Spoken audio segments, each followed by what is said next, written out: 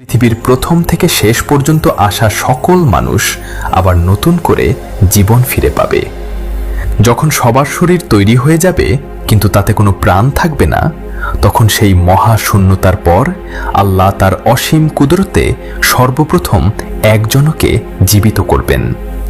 তিনি আর কেউ নন, তিনি হলেন হযরত ইসরাফিল আলাইহিসসালাম, যিনি দ্বিতীয় ফুৎকার দেওয়ার পর অন্য সবার মতোই মৃত্যুবরণ করেছিলেন। আল্লাহ তার রূহকে ফিরিয়ে দেবেন এবং তার হাতে তুলে দেবেন সেই শিঙ্গা লাস্ট বারের মতো ফুৎকার দেওয়ার জন্য। এরপর আল্লাহর হুকুমে হযরত ইসরাফিল আলাইহিসসালাম তার শিঙ্গায় ফুৎকার দেবেন। এটি হলো পুনরুত্থানের ফুৎকার।